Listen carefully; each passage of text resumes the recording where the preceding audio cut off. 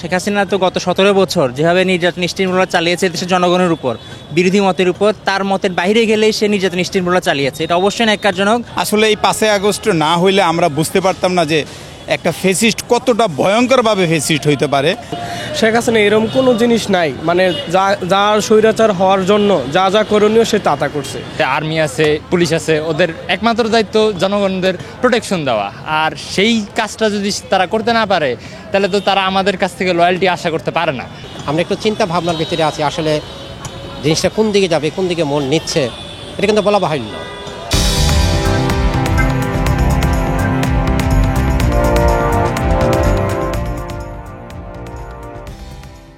দর্শক, বাংলা এডিশনের নিয়মিত আয়োজন জনমত আপনাকে স্বাগত। আপনাদের সাথে আছি আমি ফয়সাল আহমেদ। জনমতের আজকের বিষয়ে দীর্ঘ 16 বছর ক্ষমতায় থাকার পর ছাত্র জনতার গণঅভ্যুত্থানে দেশ ছেড়ে ভারতে পালিয়ে যান বাংলাদেশের প্রাক্তন প্রধানমন্ত্রী শেখ হাসিনা।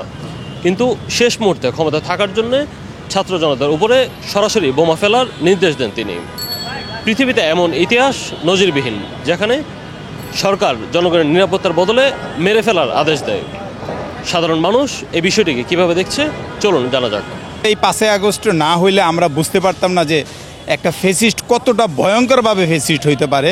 আসলে আমরা তো এই তথ্যগুলি মিডিয়ার মাধ্যমে আমরা পাইছি।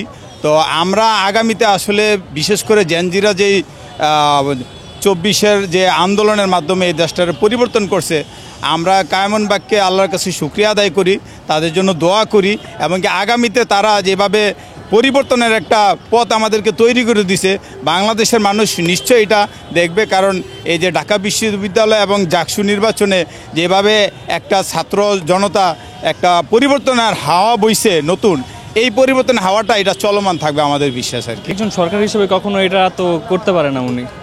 তার উপরে তিনি স্বৈরাচার অলরেডি, আওয়ামী লীগের ছাত্রলীগ, সেটা তাদের মানে বিভিন্ন কলে আর সরাসরিভাবে বলছে যে তাদেরকে যেমনি হোক দমানো যাক, এবার তাদের মারলে মারুক বা যেভাবে হোক তাদের দমন করা হোক। মানুষ হত্যা করা তো ইসলামেও জায়েজ নাই।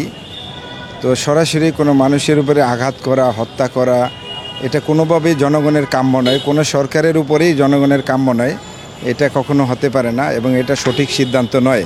একটা দেশের সরকার হলো জনগণের অভিভাবক, আর ওই অভিভাবকের যদি জনগণের উপরে হত্যার চেষ্টা চালায়, এটা কখনোই জনগণের কাম্য হতে পারে না। সাধারণ নাগরিক হিসেবে আমি বলতে চাই, এটা ছিল শেখ হাসিনার স্বৈরাচার হওয়ার চূড়ান্ত পর্যায়ে যে চিত্র, ওইটাই চিত্র ফুটে উঠেছে।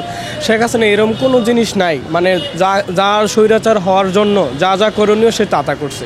এই ড্রোন দিয়ে ছবি তোলা হচ্ছে তার একটা স্বৈরাচারের একটা চিত্র। তার ক্ষমতা টিকের জন্য সাধারণ জনগণের কথা চিন্তাই করে নাই।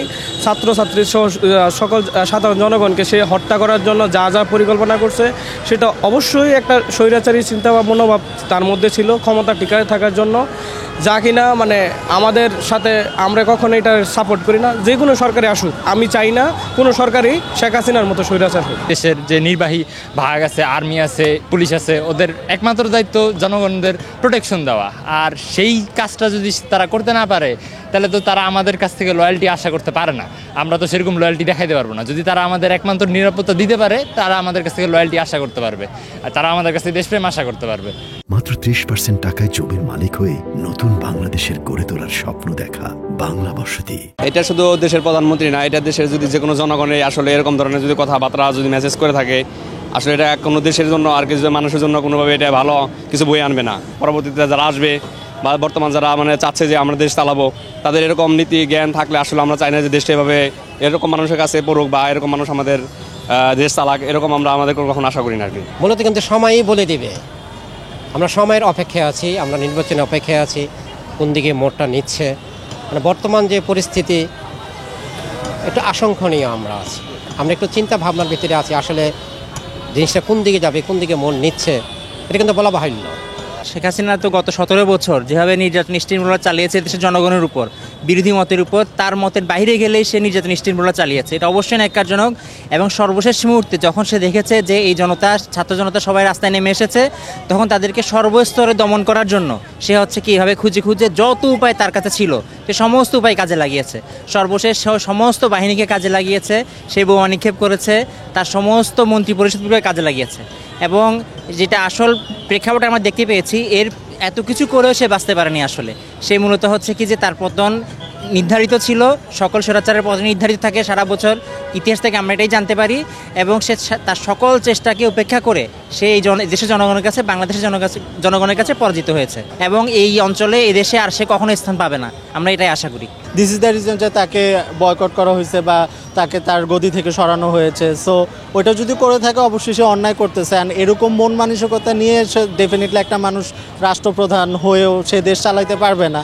সো এর জন্যই তাকে মানে পদত্যাগ করে পালাতে হয়েছে। যেই ক্ষমতায় আসুক সে যদি জনগণের সাথে সাপোর্টে না থেকে করে, তো আলটিমেটলি জনগণ যেহেতু এখন এই জিনিসটা বুঝে গেছে, সো যেই আসুক যদি জনগণের ফেভারে না থাকে তাকে জনগণের মতো করে ট্রিট করে বহিষ্কার করবে। That's it.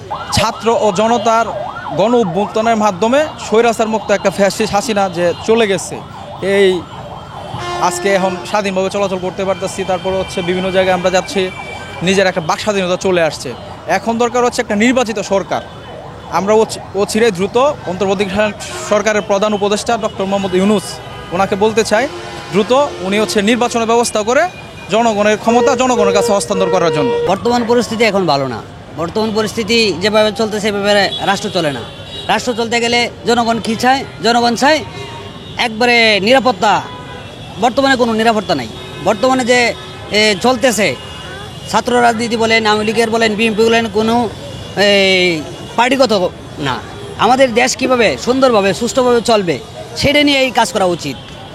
আমাদের বাংলাদেশ একটা অলিয়া উলিয়ার দেশ, ঠিক আছে? সেই অলিয়া উলিয়ার দেশে যে অরাজকতা সৃষ্টি হচ্ছে, এই বাস স্ট্যান্ড বলেন, টেম্পু স্ট্যান্ড বলেন, বিভিন্ন ধরনের অকারেন্স হচ্ছে, চুরি ডাকাতি বাড়ছে।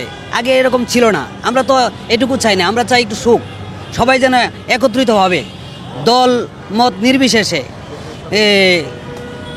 মনে করেন যে কোনো দলগত না, আমরা সবাই মানুষ, আদিপিতা আদিমাতা এক। আমাদের ভিতরে কোনো ধর্মের কোনো ভেদাভেদ নাই। হিন্দু, বৌদ্ধ, খ্রিস্টান, মুসলমান সবাই এক।